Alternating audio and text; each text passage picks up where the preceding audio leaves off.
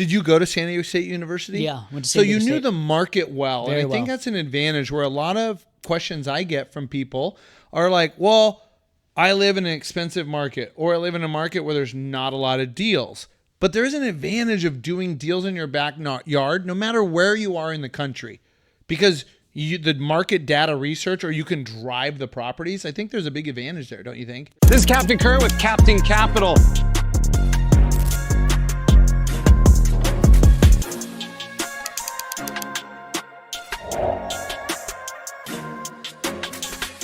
All right, welcome back to the Captain Curt Show. I got an exciting guest today, somebody I've known for a couple years. My good friend Chris Luna out of San Diego. We're here to talk about real estate and ADUs, which I am actually just starting a build in my backyard, my very first ADU. So I'm excited to dive in and talk about ADUs and San Diego real estate. Here we go. That's the hot topic right now. So, Curt, thanks for getting me in the studio. And this studio, by the way, is next level. Thanks, man. It's really cool. I wanted to launch a podcast like a year or two ago, probably when you launched yours. Yep. And it was, I visited some rental studios and nothing like stood out to me. And I'm like, man, I'm going to go all in. Yeah. You know, our friends that are doing podcasts said, man, do the podcast. It's the best, but go all in. Yeah. So I delayed it, and I love what I'm doing with it. Super sick. I love the colors in here, the lighting, everything is on point. There's levels to the game. It's exciting. It's exciting. Yeah. So I may have been late, but I'm going all in. Let's so it's go. great. But hey, thanks for coming up Yep. and driving up to Carlsbad. And happy to finally connect. We've been wanting to connect for a little while, and I've been busy and changing some focuses, and you've been busy. Yeah. And finally, we made the time. So. The first time we connected was out in Vegas. We were out front of some private jets. We were on the runway there. That was pretty cool. That's right. Yeah, we shot some content together. Actually, some of my first content. Me, you, and Brandon, and I got to show you a Citation 2. Yep. CJ2. And what was it, like 3 million? Yeah. I think that one sold quickly right after we shot content. I think it sold for 2.8, I believe. But yeah, those are still going for about the same price. But a cool little jet, nice. You know, and it's fun. So I'm still flying the private jet stuff, but you know how it is. You got to go all in. So I'm all in on the real estate stuff. Yep. But hopefully we can do some private jet content coming up. Yeah. And do some fun things like that. But I can't remember if we met there first or if we met on Rich Summers' yacht party. Rich Summers' yacht party. Yeah. We met there first. You know what I liked about the yacht party stuff, rather than the free meetups that are on the once a month? We all paid to go on the yacht, and there's sushi and drinks, and it's all fun. But the people that pay like $200 for an event, they're just more serious. Yep. So That's I think, and I know we were talking, I think you were doing a little bit of multifamily at the time, or looking at it. Yeah. And I was doing mobile home parks and and flips. Yeah. I mean, that was 3 or 4 years ago. Time flies. But that's super true. People who pay, like when people pay, they pay attention. Yeah. Same thing in like the communities I run and all that stuff. Like when I give it to someone for free, they kind of, they dabble with it for a few months and then they fall off. The people who pay, they show up. So same thing in events. Yeah. So I got a good question. And I know at some point you were in Grant Cardone's Mastermind 10X. I'm not sure exactly what it was, but you've talked about it before. When did you join that? Yeah. That was, let's see here, August 2022. They're selling me hard. And I like that they sell hard because they believe in their product. I got in that room August 2022, and then those were Zoom rooms once a week that we would do where Grant's on the calls giving us advice and whatnot. So we're underwriting deals. So that was August 2022. What I liked about it is about a week after that, someone reached out to me from a studio setup, and they're like, "Hey, Grant Cardone's doing a real estate TV show." They gave us priority. They said, "Hey, if you want to be on it, come down and interview." So like before anyone knew who Chris Luna was or anything, before I had microphones and lights, I literally set up my office in my home office, try to look as professional as possible. And then they hopped on a Zoom, and I was nervous. I was nervous as shit. I was like, hopped on the Zoom, crushed the interview. And then I was actually on Grant Cardone's real estate TV show called Real Estate King. Has not aired yet, but he does 8 episodes across the US. That's what started my social media journey.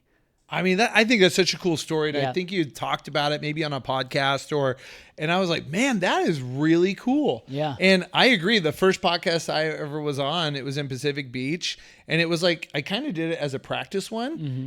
And then after watching it and showing a few friends, were like, man, you speak really well. And honestly, it was probably 3 years ago. And I mean, I thought I knew some stuff. I thought I was a beginner. But as you know, over time, all of a sudden you kind of become an expert. and you gain confidence. Yeah. And now I'm way more confident than I was 2 or 3 years ago when I went on my first podcast. Absolutely. Skill stacking. It's and repetition. Yeah. Right. And I think there's something different about people that are really driven to do more than just have a job for 30 years is that we want to get better each time. For sure. Like 1% better a day, right? Whether it's fitness, family, your business, making money, whatever it is. And right now I'm focusing on this podcast and really providing free value. Yeah. You know, and like we talk about it, like I pay for a coaching program. That's why I was curious at how you got started with Grant Cardone's. And I think you mentioned earlier, you just joined Rich Summers' 7-Figure Creator. Yeah, I'm in that one as of about a month ago. Okay. And then I've been in Ryan Pineda's Wealthy Creator. That one brought me a ton of value for the $5K I paid. I was in Robert Martinez's group. I paid, I think, $17,500, something like that. That was a multifamily mastermind. He's got 5,000 units out in Houston. And then the last one was Gabe Bowling. I'm not sure how much I've given him, probably a couple $1,000 over the years.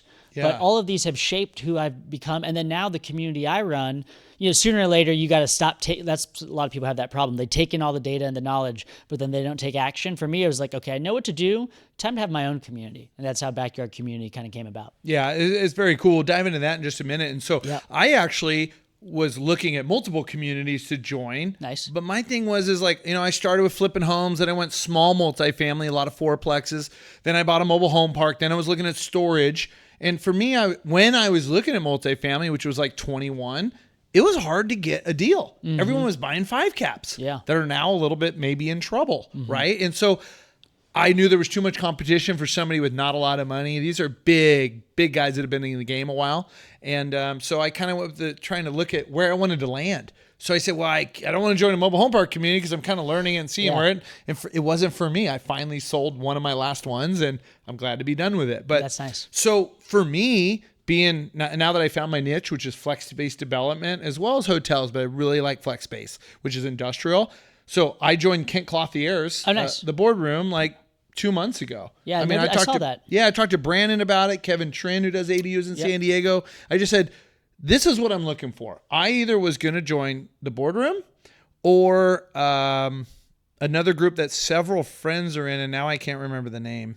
But anyways, they said, hey, this is like a pretty balanced group as far as you're learning about how to be a dad and lifestyle and all that. And I go, I got that pretty dialed. I mean, I'm still learning it, but I'm like, I want a business strategy to grow my real estate company. That is it. I'm not looking to like really make friends. I want business contacts. Yeah. And so and I had a call with Kent and he goes, what do you want out of your daily life? And what's your perfect day? That's what he asks you. And he goes, it's not about the money. It's not about this.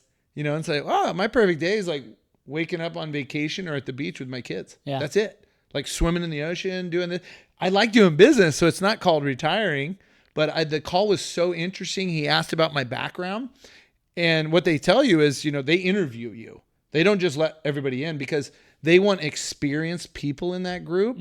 So it's great. I just went to my first quarterly meeting right before Memorial Day. And I was kind of the small guy, and I liked it. Yeah. So in this room, I'm with developers doing 50 million in deals right now. And I'm like, well, I'm doing like 7 million and it's still a lot for me. Yeah. But then I like had a really strong marketing support. So you go up there, you give a 30-minute speech and people try and help you fix your problems. Yeah. These are my problems right now. Right. And its rates are high. Banks are really tough. They give ideas. And I noticed that when other people, their strengths were actual developments, but maybe it was poor or lacking in marketing. And I'm like, actually, I'm really good at marketing. Yeah. So I was able to give them advice. But the communities are really a newer thing. There's courses and then there's communities. Absolutely. Personally, you can learn a little bit from courses. You can also learn for free on YouTube. Yep. So people that don't have money that are listening to this, University of YouTube is there. so good. It's all there. And but I think joining a community like yours, it provides not just coaching, but people can partner together. That's it. You can help each other analyze deals. I think the power in community is amazing. Absolutely. So let's dive into your community. So your community focuses on ADU building? Yeah, so we started it 2 years ago. The first year, we're just kind of learning as we go. Because as you said, it's kind of a new thing. People have courses and whatnot. But what's come of it after almost being 2 years now is a lot of people in the community doing deals together. I talk about deal debt equity. A doctor can partner with someone who's like a deal finder like Nick in the community. Nick can find the deal. I can sign on the loan. And so we're doing this together. And there's this built-in, like with real estate investing, you stroke a check for $100K. That could be someone's whole life savings. So it's an important thing to like be a steward of that capital and protect that capital. What we're seeing in the community is there's a lot of trust built in because we're on these calls and we're always talking about different types of construction loans, how to find deals, everything basically. Everything I learned over the years, and it's cool. We're bringing a lot of developers together, and a lot of good things are happening there. Yeah, I think there's a ton of value, and I think if someone's out here listening going like, I think I want to join a community, I think just vetting the person running the community and just making sure they care. Yeah. It's not a money collector. Like, I want to make sure, and I know you personally and someone like myself or Rich is like, we actually want people to succeed. For sure. And that's why communities grow. Yep. And it comes from results. You start posting about results and wins. Now more people want to join. And as community gets bigger, it just gets better. Yep. And I think you're right. Where like for me, I was looking for like a new commercial real estate broker. And I had a friend from the boardroom who I knew before, and he called me, hey, how's your deals going? I go, man, right now I'm having a pain in the butt because commercial lending on development really tightened up in the last 6 months. And I went through 2 loan processes, 45 days. And at the last straw, they're like, you know what? We're not going to do this loan. Oh. And I went, oh my God, pivot time, right? And then I found another bank. They're like, no. Yeah, we like this. We're local. This looks good. And we passed, like, you do all this review for 30 or 45 days in underwriting. Then they go to the board. The first board member's like, yep, we like it. The second one, even after them telling us this is going to work, they denied us. And so I was like, well, I need a commercial broker, not just a bank. Yeah. And I went, and the broker got it done with a private loan. It's more expensive, but you need a network like that. And I think that's where also a community, provides 100%, contacts. 100%. I'm sure you have architects, engineers, bankers, consultants, there you go, mortgage brokers, escrow companies, project appraisers, management, everything. Yeah. So it's like for some people, like they're going to go on Google. It's so worth the $5K we charge because someone can just literally pay the $5K. You go close one deal like I have recently, and you make a $45,000 commission if you're a real estate agent. That paid for it 9 times. There you go. It's worth it. I only make people pay. I was telling you this. I don't know if it was before we start rolling here, but I make people pay because when I give it for free, they don't pay attention. Yeah. And it happened to me yesterday. So Rich Summers has his calls at Tuesdays on 4, and I'm having a long day. I got a lot of stuff going on. I'm like, damn, do I have time to hop on this call? But then I think to myself, wait, I paid for this. I'll probably get a few nuggets from that. Get on the damn call. So I got on the call, got some nuggets, and then boom. So when you pay attention. Yeah. And I agree. I'm the same way. And it's, it's crazy is, I pay $20,000 a year for Kent's room. It's worth it. Right. And I called 2 or 3 people beforehand. Yeah. And they go, here's the deal. If you don't 10x your return in 6 to 12 months, it's your fault. That's good. And I said, okay, that's worth it. Yeah. And then right before my quarterly meeting that I basically was Memorial Day weekend, I got like 5 phone calls to fly jets to like Cabo, cool places that I could have made $15,000 in the week. Yeah. And I go, man, but I paid a lot of money for this trip, and I want to learn. That's why I joined the community. They have quarterly in-person meetings, which is 200, 300 people, which is very cool. And I skipped the flying. So I sacrificed making $15,000 or $20,000 to go to the event, and the event blew my mind. Yeah. And amazing. the next one's like right before Labor Day. I'm probably going to get calls, and I'm going to give up 10 or 20 grand to go again. Yep. So it's not just the payment, you're sacrificing your time, but you really need to invest. If you're going to invest money in yourself, which I think everyone should, absolutely, whether it's health or business related or mindset or family, whatever that investment is, like just commit to it. For sure. Like commit to something and go all in, right? Absolutely. Well, let's talk about how you got started in real estate. I know you, but when I met you, you were really focused on real estate around San Diego State University. Yep. So let's talk about what drove you to real estate. Yeah. So my start, for those who don't know, my story started around San Diego State. It's 2016. I've seen my buddies buy these deals on these streets I lived in. And, we were starting in our backyard, as I call it. We were buying these homes on these main streets right across the street from campus. And what I realized is we can rent these rooms out by the bedroom to the students. So we start snatching up homes. Maybe a few years later, 2019, 18, we start building ADUs. I've done over 30 deals by San Diego State over the span of, I don't know, 16, 17, 18, like 4 or 5 years, really start get going there. And it's just been really good over the years. I got into real estate because I wanted to replace my 9-to-5 income, which was my cell phone repair company. I had a cell phone repair company that I was tired of sitting there and fixing the phones. I was like, it's a business, but I didn't feel like I owned the business. I felt like the business owned me.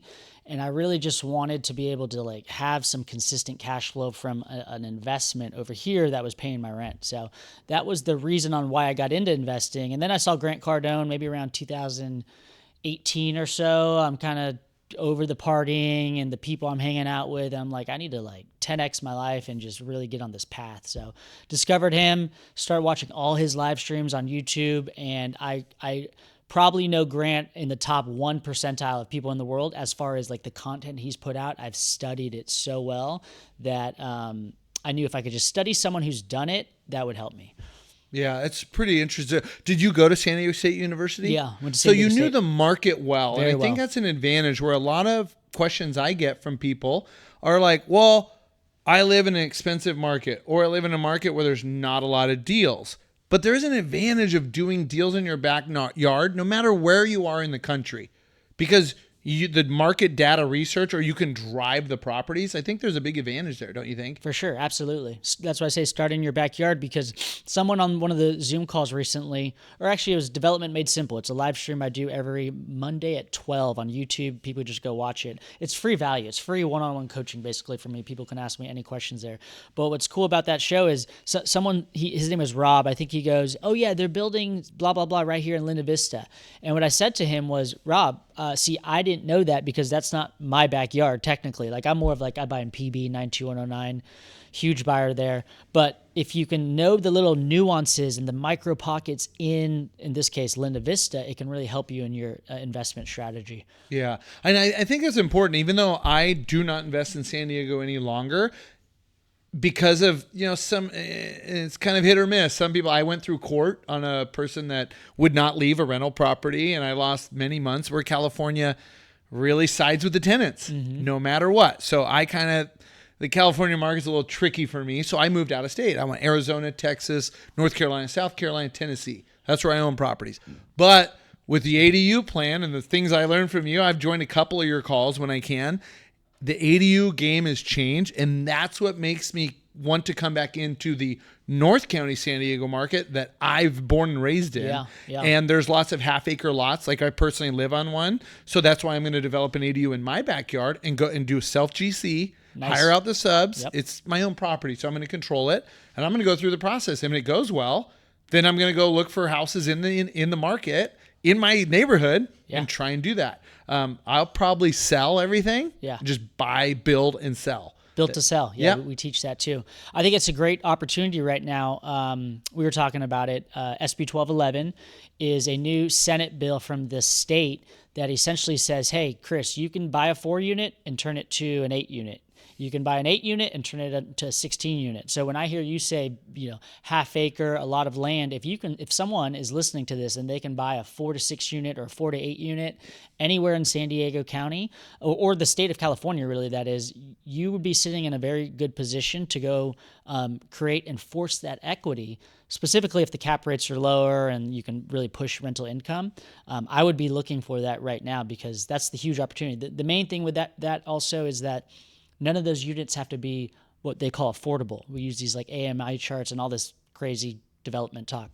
But essentially, they could just be market rate. That's huge for the value of the property. Yeah, it's to not be restricted. Yeah, for 15 years usually. Correct, yeah, especially on new developments, right? Yeah. If it was raw land, Yeah. the cities and the counties want you to build, 10 or 12% of affordability, Yep. which means lower income, and you're not getting the return on equity. Yeah, exactly. Right? So you that's a downfall on Yep, some people. Yeah, but with SB 1211, we don't have to deal with that. That's so good to know, and I huge. did not know that. I love that.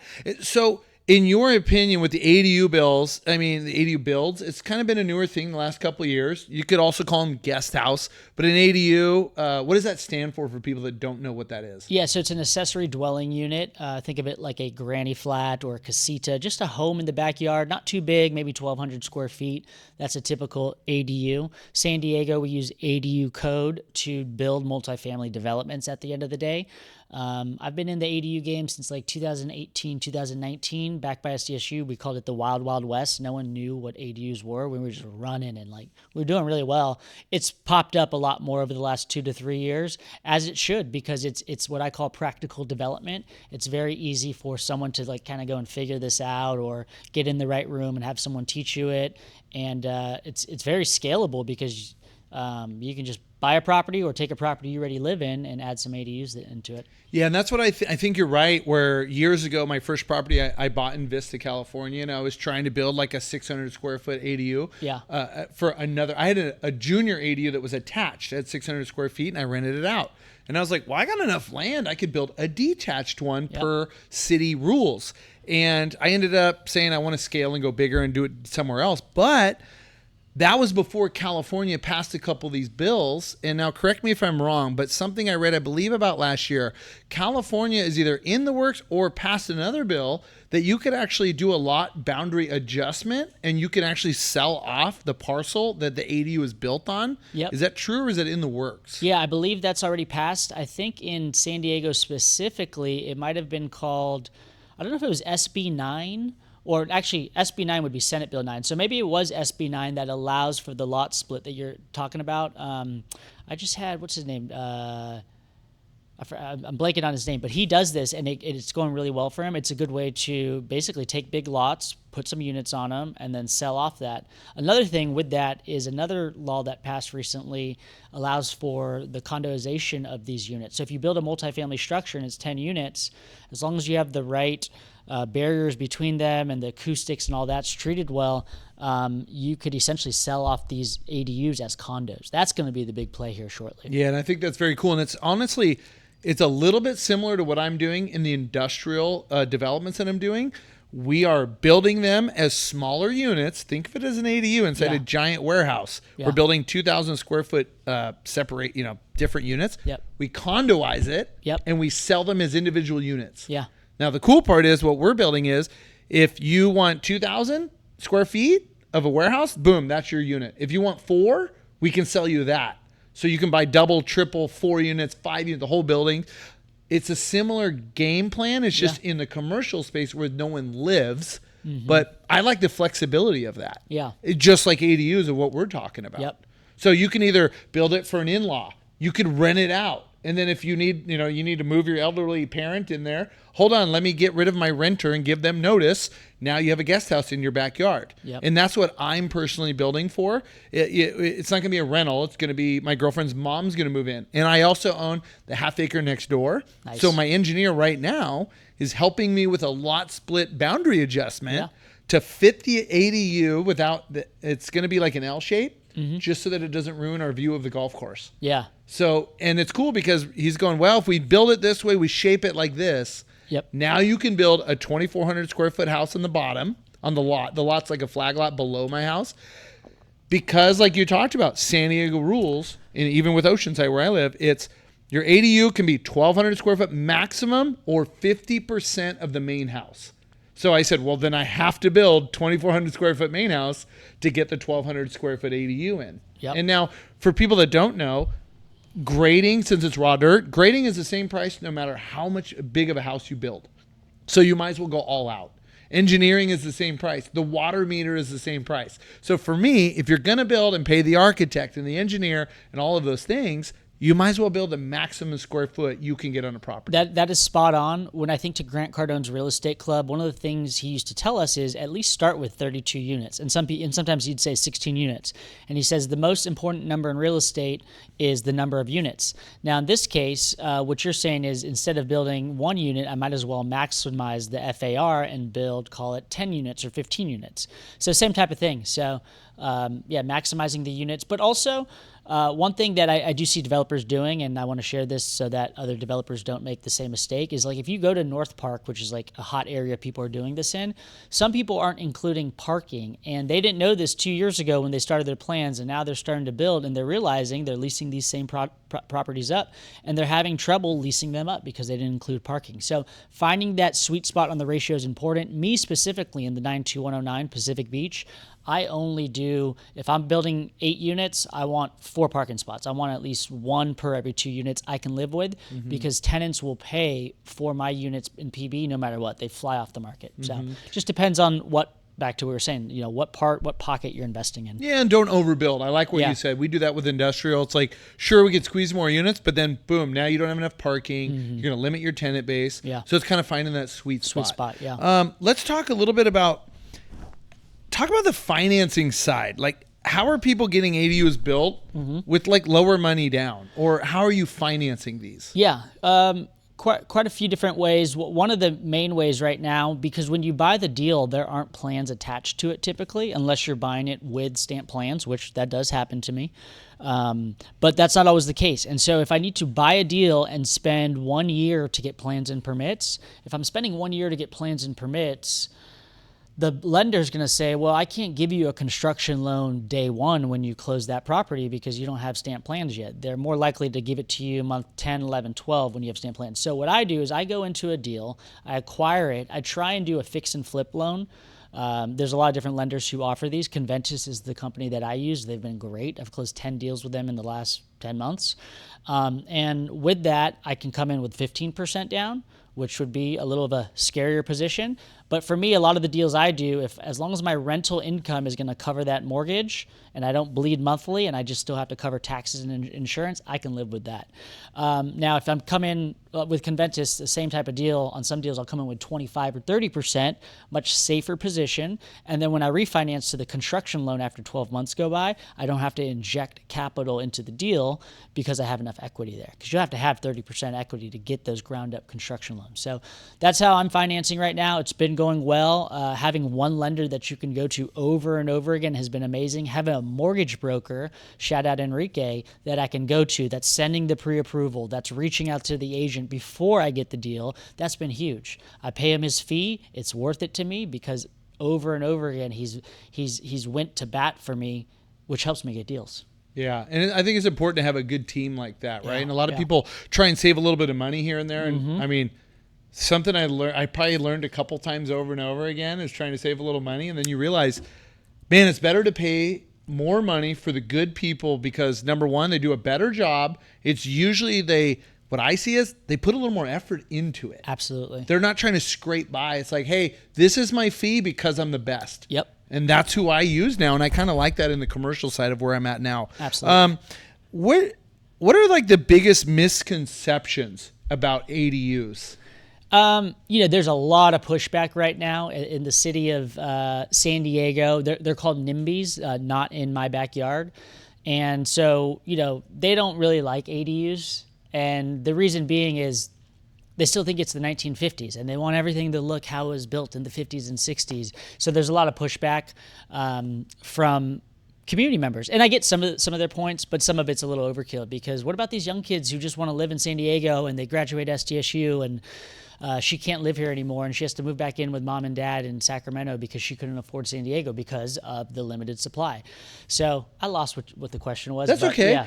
So what's the biggest misconception? But you're right on target. Yeah. So the biggest misconception is that Chris Luna's just building these ADUs. They're just building these ADUs because they just are strictly chasing money. Yeah. But really, if you look in Pacific Beach and you can only build 3 stories, what's happened? Everyone wants to move there from the major colleges, USD, SDSU, UCSD, when they're juniors and seniors, and they arrive there and they say there's no product here because everything is it's only 3 stories. It's not like you can build 30 stories like downtown. So there's limited supply. And so what's that do? That pushes pressure up on rents, which is good for the investor, but also that just means less people can live there because there's less units. So what we're doing is we're actually providing brand new construction in a neighborhood that needs it. That's how I see it. And at the end of the day, we're providing clean, safe housing. These are all inspected by the city of San Diego. And we're great property managers, and we market these at fair market rate. Yeah, and you're solving, the reason that California is so behind it is you're solving a problem where there's no more land in PB, there's no dirt lots. Yep. You have to take an older home, either tear it down or build up 3 stories. Both great options. And they're both great options, Yeah. but that's how you get more units in there, and they may be smaller. Yep. You're right, because San Diego is expensive. Yeah. I don't care what city it is, it's gone up in value so much. Yeah. Where like I bought my home, even my personal home, 4 years ago. It has doubled in value. Yeah. Doubled. Like I honestly probably couldn't afford or would buy it at what it's valued at now. Wow. But because I bought it 4 years ago and the girlfriend was very iffy on it, and I go, look, I have the real estate background. I'm going to buy it either way and come along for the ride. And she's like, wow, we would never be able to buy it now. In our neighbor's house that have maybe their yard's done where our house is done, but not the yard, it sold for like almost $3 million like 6 months ago. Wow. And I'm like, cool, when our yard's done, we have an ADU, which is 1,200 square feet. I mean, it's going to be a $4 million house that we're in it for like 1.6. Yeah. Where you can't find that return anywhere else. I mean, Well, what I love about that is like development. If you're building 1,200 square feet, you're essentially the same process to build that 1,200 square feet is the same process I'm doing to build my 5,000 square feet deals and then my bigger 10,000 to 20,000 square foot deals. Same process. You use a seller, you work with the city of San Diego, you hire consultants and an architect. And so it's the kind of the training wheels. If people want to start in the 1,200 square foot area or garage conversions, they can graduate over time. And after they do a number of deals, they can start to raise money and start to do bigger deals. So I like that. I like that about this space. It allows, one more thing, it allows the little guy to get into development. Because for the longest time, when you think of the developer, you think of the guy with the hard hat on and the suit, and he's just in it for the money, greedy, angry guy, just in it for the money, right? But ADUs, they level the playing field. They say, hey, Nick can get into development now. Kane can get in development. Chris Luna can get into development. If I can do it, the guy who is delivering pizzas as a 19-year-old, like you guys can do it too. Yeah, and I love that point. And I feel like that even for myself, even though I don't build ADUs as a business, for all my other real estate projects, you start small and you move up, right? But I like the fact that, like we talked about before, I own a house. Yep. I have a half acre. Yep. We're building a 1,200 square foot ADU. Why are we doing that? Because I have engineer fees, architecture fees, sewer lines, all of these things that are fixed costs. They cost so much money no matter I build a 400 square foot ADU or a 1,200. So I said, well, if I got to put this thing on piers, which means we're drilling into a slope, right? Those are a fixed cost. I might as well build the maximum allowed, because if that I'm building it, let's just say I'm building for about $300 a square foot, $300 a square foot, because I'm the GC. That should be worth about $700 to $800 a square foot, which is what my main house is worth when I'm complete. Because nowadays, what I'm hearing, and maybe you can answer this, houses are appraising, even with the ADU, as a total square footage. Yep. So now I basically doubled the value on just the ADU overall on my property. It's amazing. And sometimes there will be appraisers, because I've seen this in the community where Shane was, he built a ADU in Chula Vista and the appraiser wasn't doing it right. And he was like, didn't know how to do it. So you do have to be careful with that, and then also have to contest these appraisals sometimes. But for the most part, I see what you're seeing, and they just add it to the square footage. So if you had a 1,200 square foot home and then you add 1,200, boom, they see it as 2,400 square feet, and then use comps based on that. Yeah, and it's more bedrooms and this and that. If you're like, for someone like me, I'm going to hold it. It's never going to sell. It's going to go into family trust.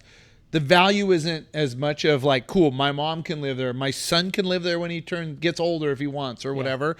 Different kind of investment. But if someone wants to go buy an older house or one they live in, build an ADU, and they're like, now I'm going to sell it as a package, that could be something that they look at to really increase the value. I have an idea. It just hit me right now. I'm gonna take one of my homes. I'm gonna build an ADU on it, similar to this room. This is probably like 700 square feet. I'm gonna turn it into a studio. I love it. There you go. I already think it's great. Yeah. I mean, that's where the ideas come from, right?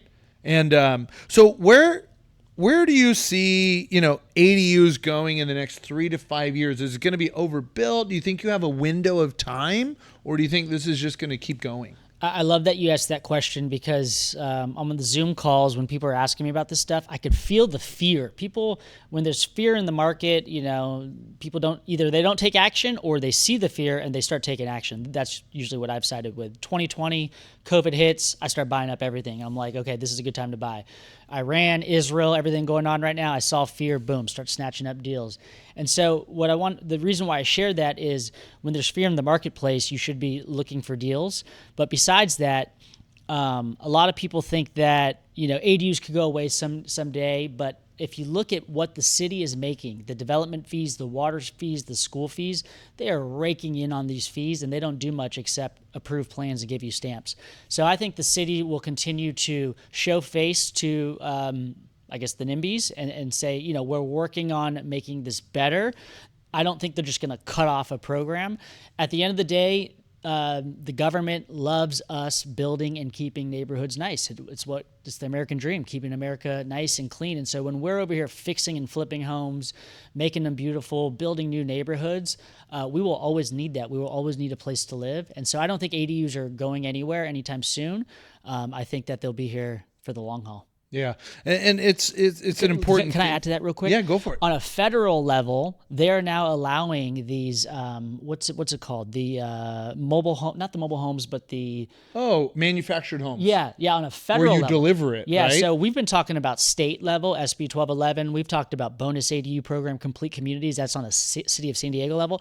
On a federal level, they're saying you can do this anywhere. It's federally approved. So if the Fed is saying ADUs, they're giving it the stamp of approval. Like I don't see that changing anytime soon. Yeah, that's good to know. Yeah. I mean, maybe we have to look at doing a project together, just Absolutely. me and you, even maybe make an experiment and do some YouTube on it. You know your market, I know my market. I would love to do it up here somewhere because the backyard. I know here. the market very well in Oceanside, and there's probably more opportunity there. Yeah. It's a lot of half acre, in my neighborhood, and with a lot of land. That's kind of make it real easy, you know. But what about outside, what other markets outside of San Diego are you watching, if any, or are you just laser focused on PB?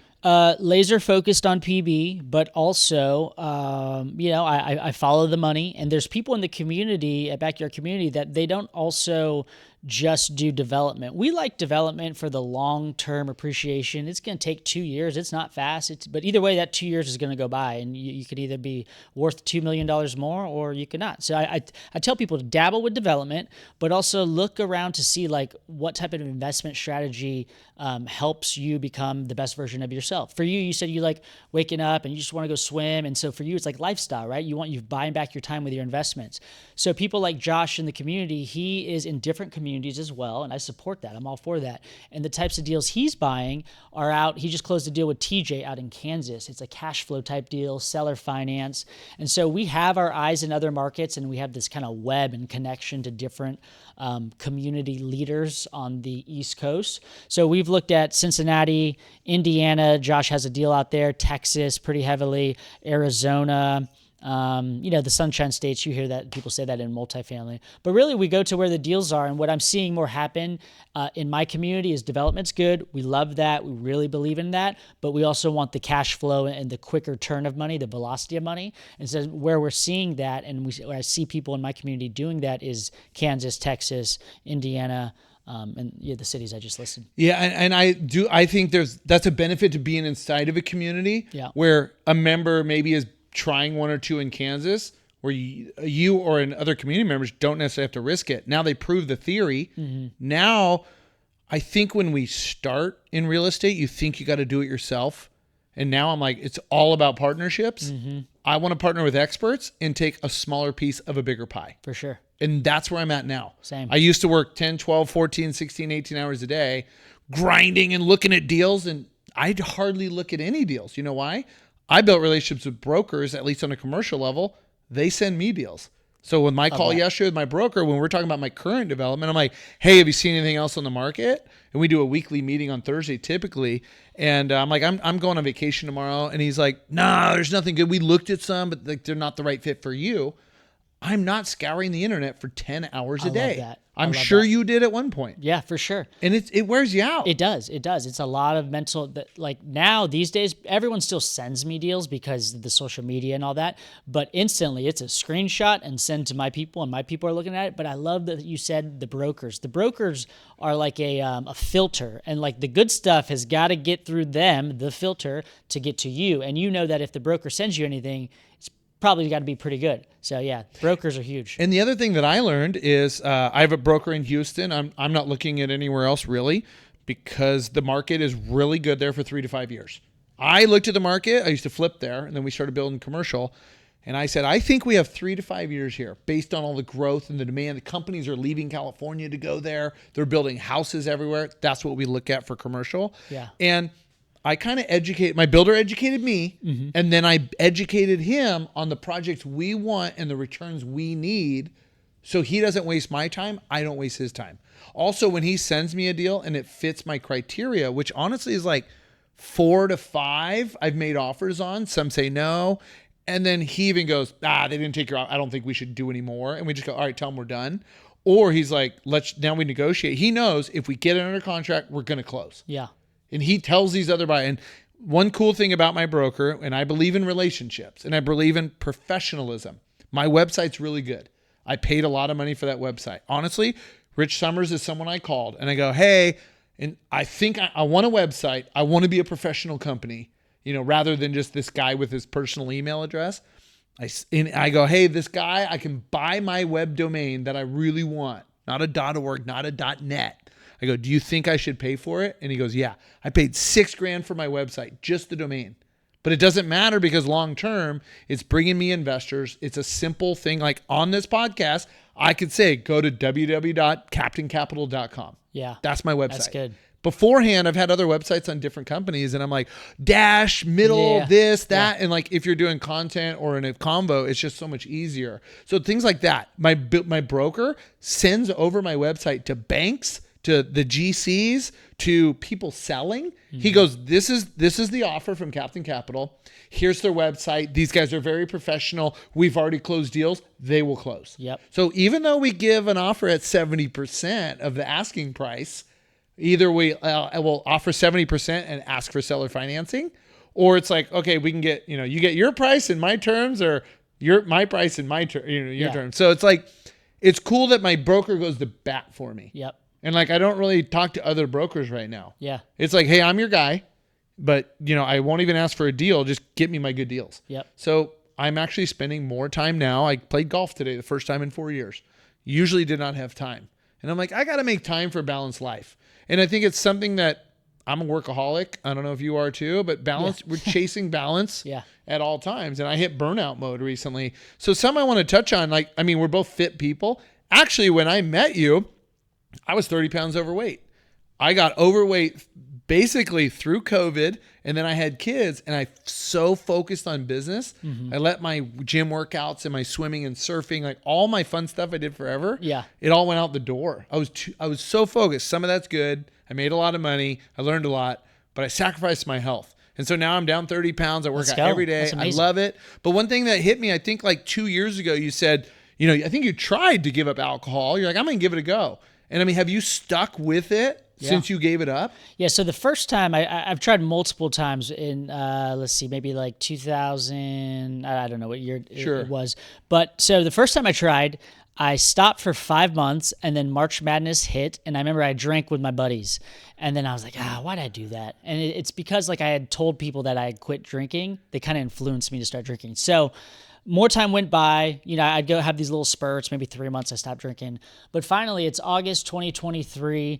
I made the commitment and I was done, and I did not tell anybody about it. I was quiet about it. No one even knew. They probably just thought I was working. So 8 months go by, and then boom, I was like, you know what? I'm at the 8-month point now. I know I can get to a year, and I just didn't feel like I needed it. So I actually did a little post about it on Instagram. People were fired up. That encouraged me, and then I just stopped. And so, it's been 2 years now. I've not had a drop of alcohol, and I love to see, I feel great. I feel amazing. I feel like the most just I'm proud of me, for doing that. But I'm starting to see other people quit drinking, and it's becoming more of this mainstream thing about just living a healthy life. And at the end of the day, I just feel very comfortable in my own skin that I was using alcohol as a crutch because I wanted to be the center of attention or whatever it was, the validation from people. Now I'm just like, no, dude, I am who I am and I feel great. Yeah, it's a really cool story to hear, and I agree with you where I see certain friends going, hey, I'm going to try 90 days or this, and it's funny because 75 Hard is like a fitness health reading program. I don't know if you've ever done it. I never really did it. My dad does it twice a year. Nice. And it's really cool because he focuses hard. Even though he lives a healthy lifestyle, I travel and I've always made an excuse. And it's not that I make an excuse. I work out every day. I eat 70% clean and that's my goal, right? And I've cut my alcohol consumption and I don't know why. Most of it is I went from waking up at 7 a.m. to 5 a.m. I work out and I've got so many more hours in the morning now. And because I wake up earlier, I'm tired earlier. Yeah. I'm like ready for bed at like 7:45. And what I mean by that is I got to get 2 kids ready for bed. And then like maybe I fall asleep at 10. But it's like we're in bed, relaxing as a family. So I don't go out to bars, and it's not that I won't. If I do, it's a business meeting. And sometimes I'll have like one drink, where I'm like, I'm not doing 3 or 4. And then as I reduce the alcohol, I think I had like 2.5 on a family vacation on a catamaran. We're talking beers, 2.5 beers. And then a buzz hit me. And I went, oh, I got a 6-month-old and a 4-year-old. I've got to put this 3rd beer down. Yeah. It's crazy because I'm like, I used to just rip a 12-pack. And not because I was an alcoholic, just like, hey, it's sunny out, no big deal. But as you reduce the drinking, like you're a lightweight, you save money. Yeah. But now it's like I have a couple drinks a month. And honestly, I do it for the taste. Or maybe it's a social thing, like go to the horse races and I go, I'm going to have one. But it's got me, I'm kind of thinking about maybe taking a break all the way. And it's like, my girlfriend's like, it'd be easy for you to quit. You like never drink. Yeah. And then like the other day I had a beer at dinner because it was Taco Tuesday and I had one. And sometimes I don't even finish them. And she goes, it was good to see you enjoy yourself. And I went, I enjoy myself with the kids. I don't need the drink to enjoy myself. Yeah. But I think it's something cool that if people want to try it, like just try it for the health. For sure. I mean, I don't think you had a drinking problem either. I used to like, Yeah.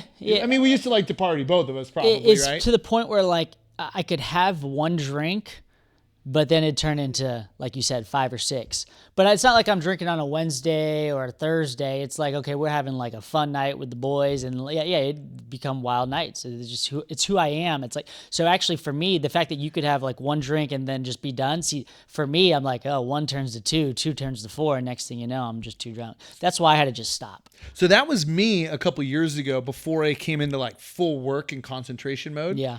Like I was the life of the party, and it was fun. I was known for that. Yeah. And my friends laughed. They're like, "Who are you now?" I'm like, "I'm a business guy and a dad. Yeah. That's who I am now, and that's what I want to be. Yeah. I don't want to be the life of the party, the fun guy on the dance floor. Like that was all fun, but now I'm the dad.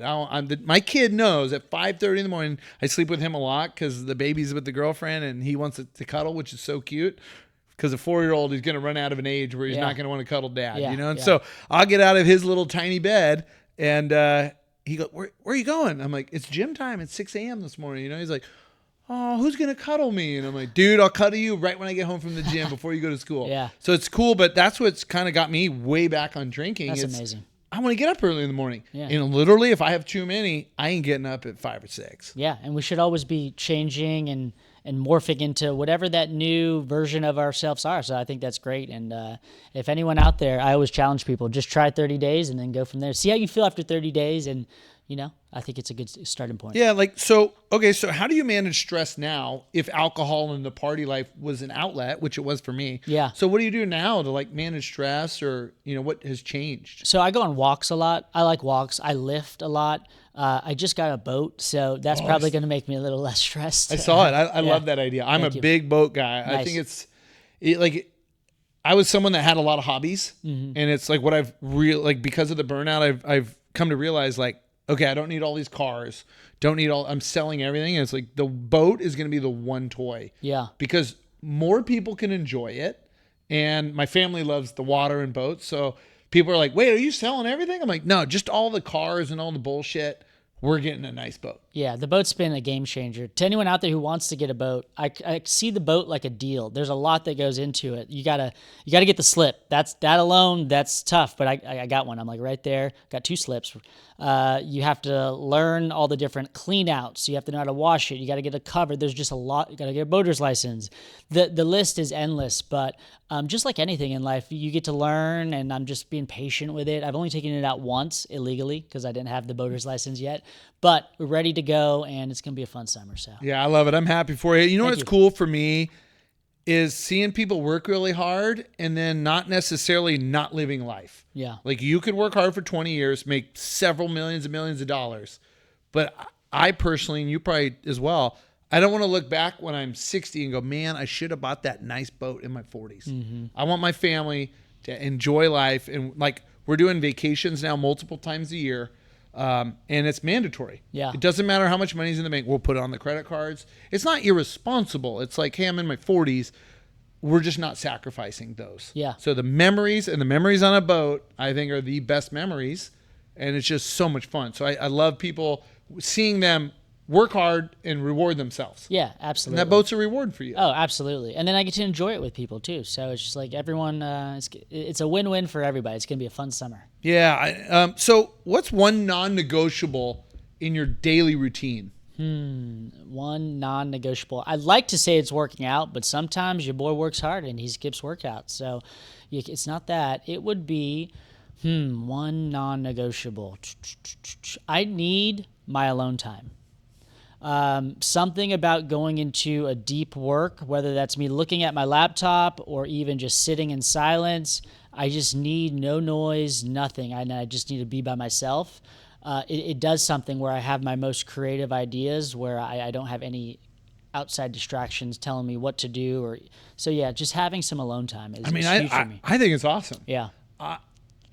I maybe need that. That's not a non-negotiable for me, but let's say I work out 6 days a week. I aim for 7, but sometimes on travel days, I'm up at 4 a.m. I ain't going to the gym. But if I'm traveling at 8 or 7, I'm at the gym. So I probably consistently 6 days a week. Yeah. And that for me is also my alone time.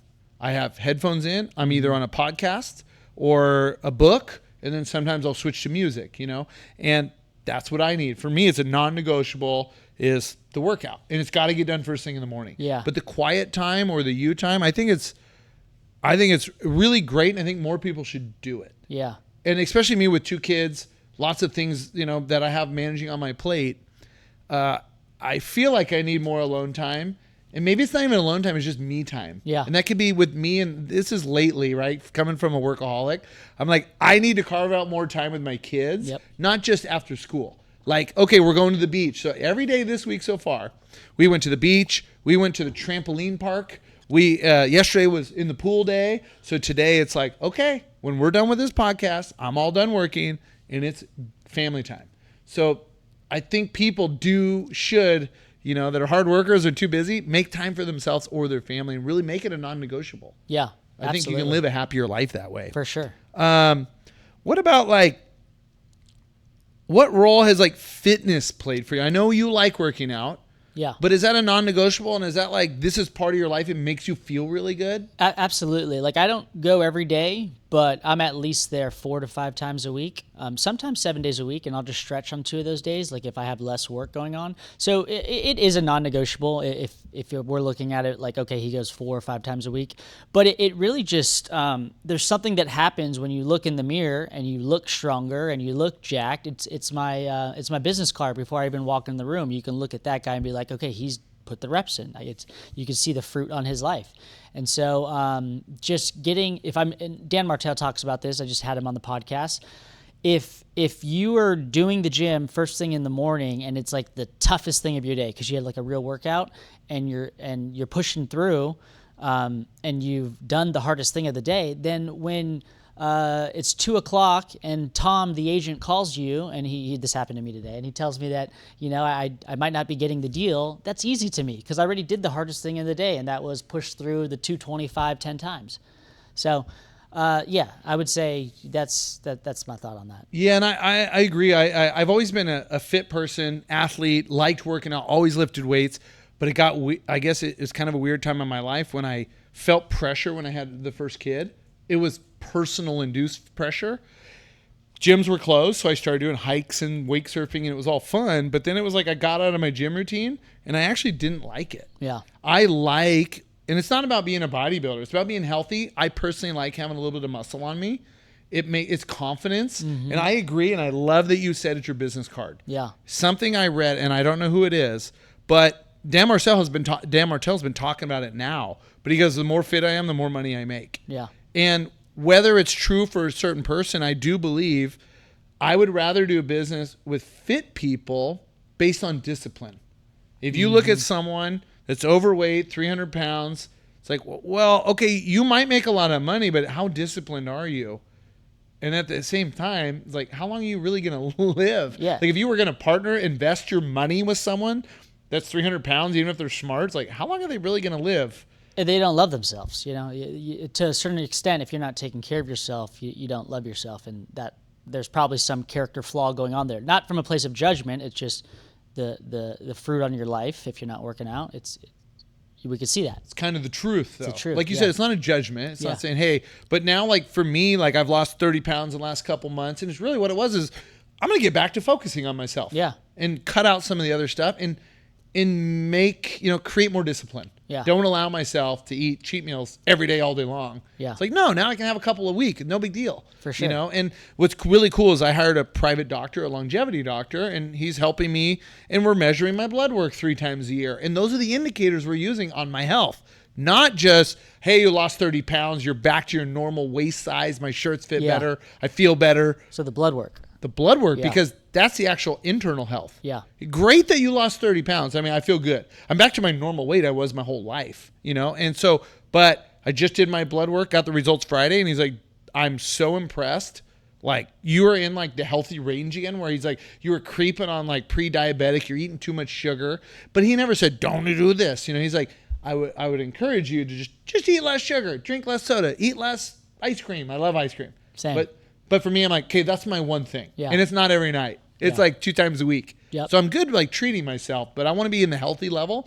And really I want to live long. Yeah. And I'm in my 40s. I have 2 kids that are very young. I want to make sure I'm living in my 80s or 90s. Yeah. Not like, and your blood work is tied to that. Absolutely. So entrepreneurs or someone that wants to work real hard, we just have stress. Stress is a killer and you can't see it. But blood work can kind of show you stress levels. Wow. Cortisol and everything else. So if you haven't done it, highly encourage it. I've done it before, but I need to do it probably once a year, You twice should. a year. Yeah, you should. 100%. It's changed my life. Yeah. And how I got into that was my CFO, and he's a partner of mine. He's very focused on health. That's probably why he's a partner. I actually met him at Rich Summers' yacht party, and he's a CFO and a CPA finance guy, but he kind of re-inspired me to like, dude, you got to have these things. Don't have a heart attack. You can look fit on the outside and have high stress and have heart issues. Some of it can be hereditary. So Yeah. it's somebody actually was on my podcast last week, and it's something I really feel strongly about. So it's really cool that we kind of share that. A couple last questions while we wrap it up. But if you could go back and give your younger self some advice before your first deal, what would you give as far as advice? Advice before my first deal. Like someone getting in, they're ready to do their first deal. Very basic advice, but the fastest way to get into a deal and that deal be successful is to partner with someone who's had successful deals. So simple, but you could go at it by yourself, right? And you might go further if you go by yourself. Maybe not. But what I mean is you'll learn more because you're going to make more mistakes. So you're going to actually learn more, but you might get knocked on your first deal and lose $100K, and then so you might be out of the game. So you might learn more, but you might be out of the game. Whereas if you partner with someone who's got the track record, maybe they have deeper pockets, they can save you if things go sideways, you're just going to be in a better spot long term. So just partnering with someone who's already done it is a no-brainer. And that's what I did for my first 1, 2, 3, like all my deals. The first 3 deals were my training wheels. I had partners on them. By the 4th deal, I didn't have any of my mentors on the 4th deal. I ran the 4th, 5th, 6th. I've done 45 plus deals now. So get a mentor is what I would say. Yeah, and I completely agree with that. And it's like the people I meet that want to get into it, now they're like have more cash because they're older or whatever. And I go, look, you can shortcut the 10 years I've been in real estate, and I can kind of teach you. I can't do one-on-one, but like just partner with us. Yeah. Like bring something to the table, not just money, but we'll help you teach and understand. You'll be copied on emails. Yep. Obviously, I don't do that. I don't like allow that a lot, but it's like that's my advice. Partner with somebody that's already doing what you're doing. Yeah. Add value to it. And you'll, like you said, you won't get slapped in the face or lose money. Less of a chance of losing money. So I think that's great advice. A couple last things on ADUs to close out. It's, what are a couple things how about this? What are the biggest challenges you have faced building ADUs, if it's zoning or permits? Like, what are the biggest challenges that you see right now? Early on, permits were fast, 3 or 4 months, and we built it in 4 months. Life was good. Now the city can be a little slower. My deals take 10 to 12 months to get plans, another 6 to 8 months to build. So the timeline has extended. So that's one thing. The big thing that many just real practical advice, if you're a developer out there or thinking of getting into the space, SDG&E, dealing and working with the SDG&E by hiring a dry utility consultant, that's top of mind right now. Also, hiring an architect who knows what they're doing and works with the city to push deals through. That's very important. Different setbacks, zonings, FARs, all the stuff we talk about at Backyard Community. So just working, like you said it earlier, having working professionals and just going to them over and over again, that's going to get you places. Whereas if you're just trying to do this yourself, or maybe you try to be I like that you're doing owner builder. I did that too for some of my deals, because when you do owner builder, you can learn some things, and then when you go and hire a contractor, you can look out for some of the nonsense stuff where they're cutting corners. So just stuff like that, just hiring like professionals and consultants. Yeah, I think it's great advice. I'll share this. The engineer I'm hiring for my ADU is the number one guy in North County, and he works with Oceanside, works with even the engineers in Oceanside as far as on Oceanside city projects. So the advice I got from a friend that builds a ton of homes in Oceanside said, you have to work with this guy. He's very hard to get on the schedule. You're going to wait longer, but the permit process is going to be way easier and shorter. Mm-hmm. So I have been trying to get on his calendar since October, finally got on his calendar. I mean, obviously there was some other things that was saving up some money, but now I finally got a call from him. Yeah. I got on his calendar, and he's like, "Yeah, we're gonna be done with this in 2 weeks." And I'm like, "Whoa!" He's like, basically, I get one or two clients, and I just go all out, and we get it done, and then we submit. Yeah. And so my buddy's like, "Yeah, you might have waited 8 months, but you're gonna get permits super fast. Yeah. Because there's really not gonna be any questions. Mm-hmm. He already knows what questions. He probably calls them on the phone before submitting. Yep. So it's just super easy. So."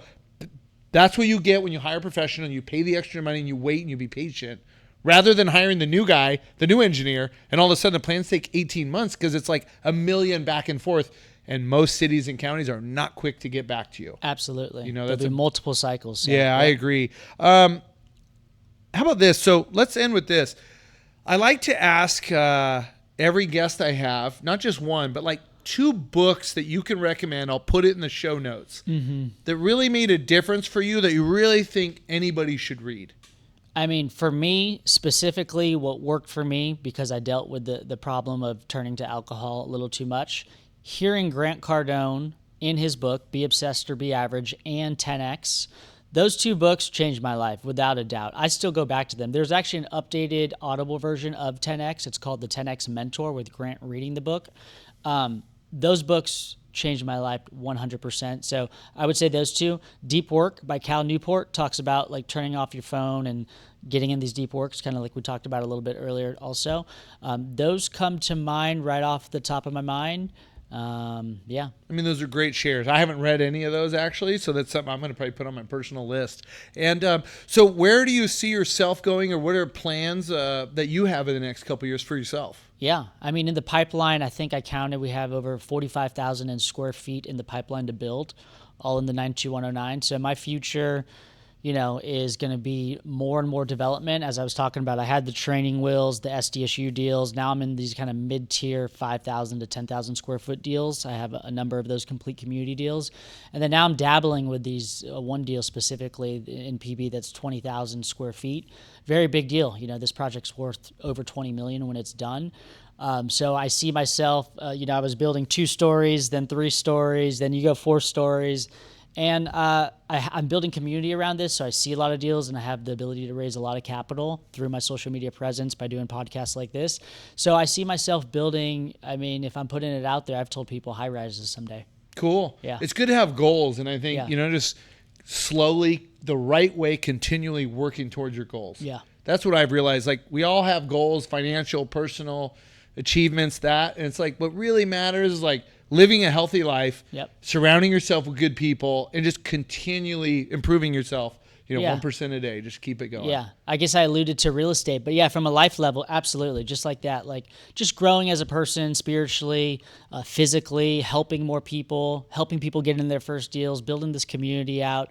I got a lot of goals, building the social media presence online, helping more people, and just doing it all with a smile on my face and just inspiring people to just live a good life. Well, I love it, man. I'm so glad that, we can stay connected, and looking forward to coming out and getting a workout and doing some more stuff together. And I think we should, try and find an Oceanside project together. 100%. Let's just document it and Let's do it. do, even if it's something simple that we can buy and build and sell. I'm all for it. I got, I'm sure you can bring some assets, and we got the engineer and some people in Oceanside. So yeah, I have community members who she lives up here and she's looking in this market. What's cool with the backyard community, real quick, is I've met a lot of different people who happen to be from like different pockets, and so it's like we have people everywhere, and so she's looking at deals. If she sees anything, she could send it to us and we could take it down together. See, perfect. I love that about the community. So if listeners want to find you, I mean, I'll tag you and put your Instagram in there and your community. But where can they find you if they want to reach out? I love that you said earlier that you use like your email signatures and all that stuff, the website. I use this, and if someone stayed all the way through the podcast, they need to get this nugget. If you use social media,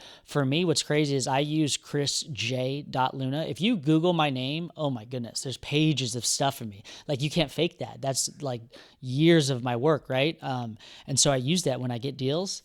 I say to the agent, also, just check out my name, and I send a direct link. The importance there is the J, because if you look up Chris Luna, there's a bunch of Chris Lunas. The chrisj.luna, if you Google that exact thing, everything comes up. So I tell people I'm on Instagram, YouTube, Twitter, everywhere, chrisj.luna. I also have the domain name, but I haven't built my website yet, chrisjluna.com, but also backyardcommunity.com.